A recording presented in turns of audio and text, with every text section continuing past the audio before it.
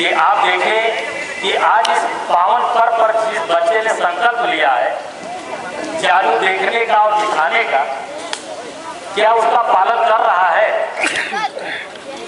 अगर मैं कुछ बोलूं आप हंसते रहें, अगर मैं कुछ बोलूं आप बात करते रहें, तो क्या आपको अच्छा लगेगा? तो जो बच्चे अभी भी आगे बैठे हैं बात कर रहे हैं, देखो किताब लेके बच्चा पढ़ रहा है, मैं कैसे बात कर सकता हूँ? देखो क्या कर रहे हो।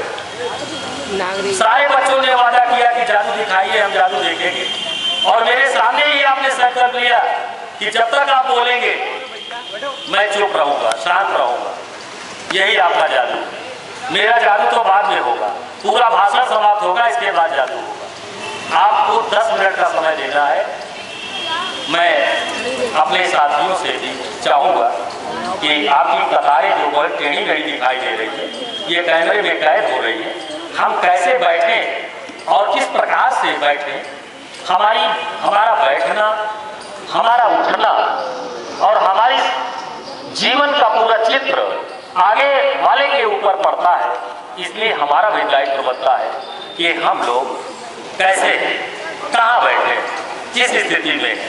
ये परिवार का दायित्व है, सब लोग संभालेंगे और मुझे विश्वास है कि आप हमारा जादू देखेंगे, हम आपको दिखाएंगे, लेकिन पहले हमारी बात आप सुनें। ठीक है? तय हो गया, कार्यक्रम तय हो गया। Yes sir.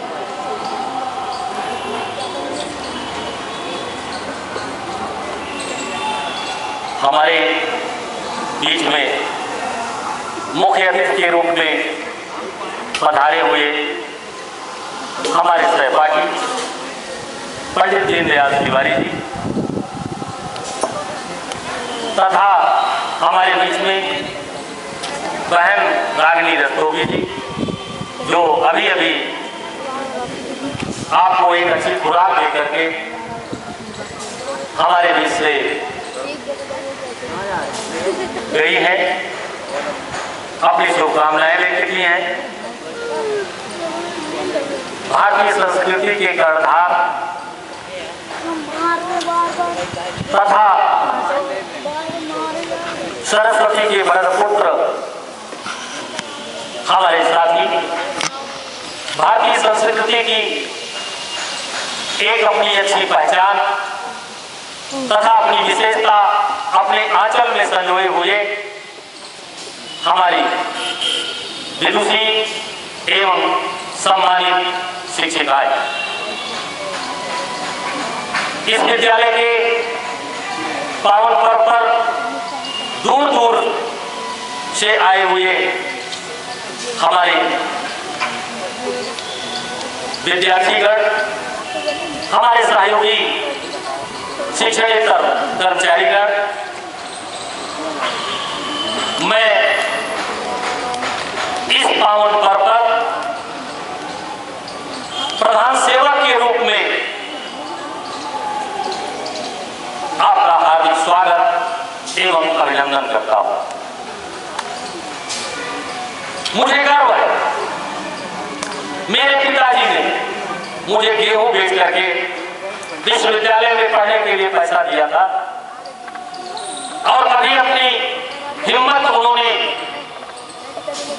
घटाई नहीं थी और ये कहा था किसान से रहना, ये मत सोचना कि तुम किसान के बेटे हो, किसी आईएएस से हैसियत कम समझना। एक सूट नहीं, मैं गेहूं बेच करके, मैं धान बेच करके, मैं प्याज बेच करके आपको 2-2 सूट बनवाऊंगा, लेकिन कभी हिम्मत मत हारना, पढ़ाई में आगे रहना, देश की खुशहाली को, तरक्की को कभी मौका मिले तो आगे बढ़ाना। मैं उनके आशीर्वाद से आज उत्तर प्रदेश की राजधानी, जो लक्ष्मण जी की राजधानी रही है, ऐसी जगह पर तिरंगा फहरा करके, उसको नमन करके बहुत प्रसन्नता का अनुभव करता हूं कि आज मुझे राजधानी में इस तिरंगे को फहराने का मौका मिला है और मैं अपने को बहुत खुशनसीब समझता हूं। ऐसे पिता को भी मैं अपनी श्रद्धांजलि अर्पित करता हूँ कि जहाँ कहीं उनकी आत्मा हो, उन्होंने हमें यहाँ तक पहुँचाया, उनके ऋण से मैं कभी ऋण नहीं हो सकता। मैं उनको उनके लिए बहुत बहुत श्रद्धांजलि अर्पित करता हूँ। साथ साथ इस विद्यालय के प्रधानाचार्य के लिए मैंने श्रद्धांजलि अर्पित की, जिन्होंने अपना श्रम लगा करके इस बगिया को सींचा और एक ऐसे वातावरण में हम लोगों को रहने का मौका मिला जो एमडी शुक्ला कॉलेज राजधानी का एक गौरवशाली इतिहास अपने दामन में संजोए। दुख इस बात का है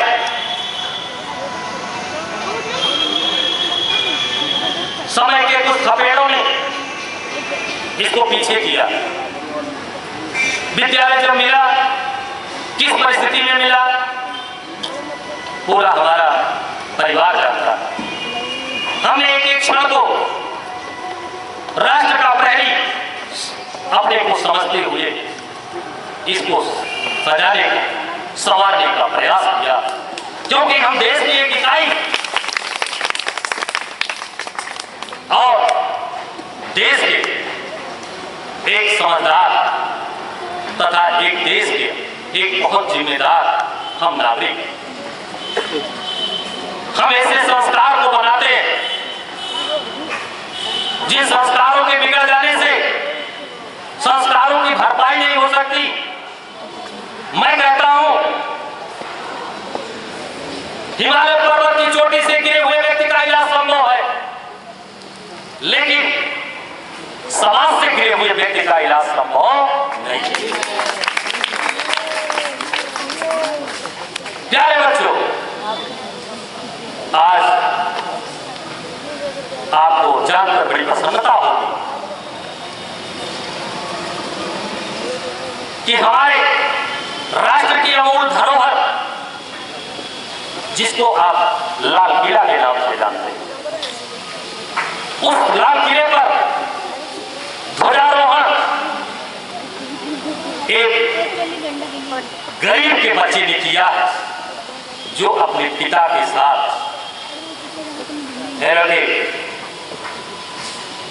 जो अपने पिता के साथ चाय के व्यवसाय में सहयोग करते थे। गरीबी में जो पड़ा है वो गरीबी के भाव को जानता है, इसलिए तीनों लोगों के स्वामी भगवान श्री कृष्ण ने एक गरीब सहपाठी को अपने हृदय से लगा करके उसके पैर के कांटे निकाले और नरोत्तम दास जी ने उसका चित्रण किया था।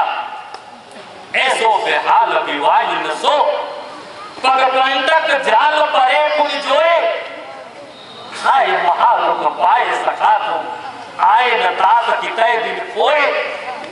देख सुदामा की दीन दशा करुणा करके करुणा निधि रोए, पानी पड़ा तो हाथ छुड़ियो नहीं नयन के जल से। गरीबी का स्वागत करने वाला तीनों लोगों का स्वामी ऐसा हुआ। प्रिय बच्चों, हम उसी देश के निवासी, क्या हमारा आपका दायित्व नहीं बनता है? क्या हमारा अपना संस्कार नहीं बनता है? क्या हम उस देश के सजग पहलवान नहीं होते हैं? होते। यह देश स्वतंत्रता की बेड़ियों में जकड़ा हुआ था। भारत मां करा रही थी। सुनो मेरी बात को ध्यान से। चारों तरफ आजादी की ऐसी कामना की जा रही थी कि उस समय किसी बच्चे के पीठ पर हाथ रख करके कोई पूछता कि तुम्हें क्या चाहिए, वो पूछता हमें आजादी चाहिए। किसकी आजादी चाहिए? आप जानते हैं, मैं एक संस्मरण आपको बताऊंगा आपकी आजादी खतरे में क्यों पड़ी, क्यों देश स्वतंत्र हुआ। इसी देश के ऋषियों मुनियों ने पूरे विश्व का संविधान बनाया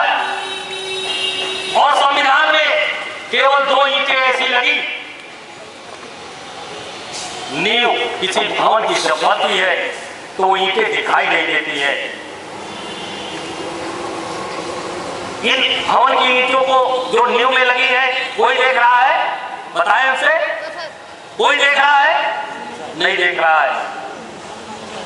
लेकिन भवन की मजबूती उसे एक पर निर्भर करती है। हुआ क्या?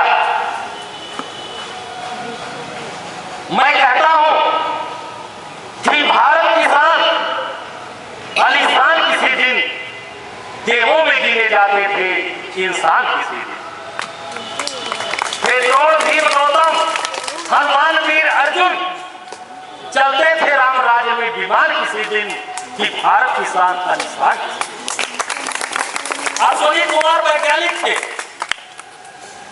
उन्होंने ऐसा रथ बनाया जो रथ मन की गति से चलता था। जिस तरफ मन चल जाता था उस तरफ रथ चलता था। शत्रुघ्न का शल्य चिकित्सा, कितने वैज्ञानिकों को गिनाऊं? ये भारतवर्ष की धरती वो धरती है जिसने पूरे विश्व को संदेश दिया। क्यों? सर्वे भवन्तु सुखिनः, सर्वे सन्तु निरामया, सर्वे भद्राणि पश्यन्तु मा कश्चित् दुःखभाग्। एक ईंटें हो गई, दूसरी संग अच्छा ध्वन, संग मदध्वन, संगो मनांसि जानताम्, यथा देवा पूर्वभागे संजानानाम् उपासते। वेद मंत्र, इन वेद के मंत्रों को पूरे विश्व ने पहचाना और भारत जो पूरा विश्व का गुरु था उसकी इन विशेषताओं के कारण आक्रांताओं की निगाहें लग गई, क्योंकि वो चाहते थे कि यह देश सोने की चिड़िया, यह देश, इस देश में सोने और चांदी के सिक्के गेहूं और धान की तरह बोरों में भरे जाते थे। इतनी वैभव संपदा थी यहां पर भारतवर्ष में कि लूटते लूटते लुटेरे थक गए और वो लुटेरे कहलाए। हम उनके एक अच्छे देनदार कहलाए। ले जाओ, मांगोगे सर खुशी से तो हम कटा देंगे, लेकिन आजमाने की कभी कोशिश मत करना, आजमाने की कभी कोशिश मत करना। क्योंकि भारतवर्ष की ये धरती, आओ बच्चों तुम्हें दिखाएं झांकी हिंदुस्तान की, इस मिट्टी से तिलक करो, ये धरती है बलिदान। मैं आपको केवल एक संस्मरण सुनाता हूं। जलियांवाला बाग हत्याकांड को आप सुने होंगे। केवल उधम सिंह एक ऐसे व्यक्ति थे, एक ऐसा बालक था, स्वतंत्रता संग्राम की एक चिंगारी था, जिसके दामन में अपने विदेशियों से बदला लेने का वैभव भरा हुआ था।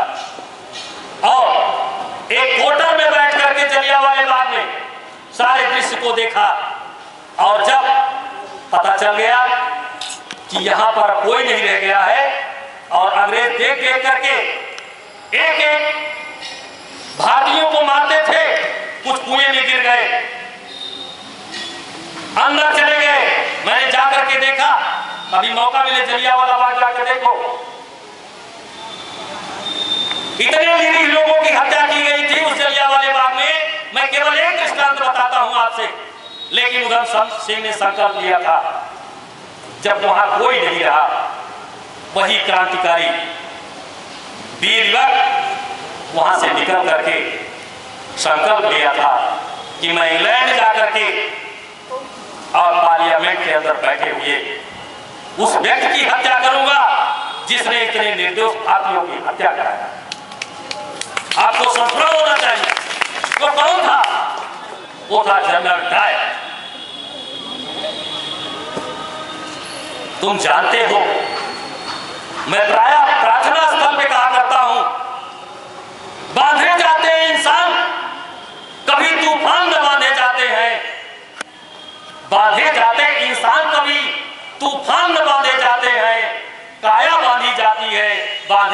डाले जाते हैं, बाधे नहीं डाले जाते। ऐसे पता नहीं कितने क्रांतिकारी पुरुषों ने आप माल्यार्पण किया। मैंने इस विभूति को मैं नमन करता हूं, इनके चरणों में वंदन करता हूं। 1857 के वीरों का वंदन माला मैं झांसी वाली रानी के चरणों में सिर झुकाता हूं।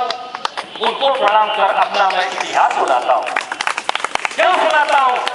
जो चढ़ गए पूरे वेदी पर बिना ये गर्दन की मोर, कलम आज उनकी जय बोल, आज कलम आज उनकी जय बोल। आज मैं उनको बहुत बहुत श्रद्धांजलि अर्पित करता हूं। और देश गुलाम हुआ, स्वतंत्रता की बेड़ियों में जकड़ गया। जो भारतवर्ष जगत गुरु कहलाता था, आज वो ऐसी श्रृंखला में बन गया कि यहाँ का नागरिक सांस नहीं ले सकता था।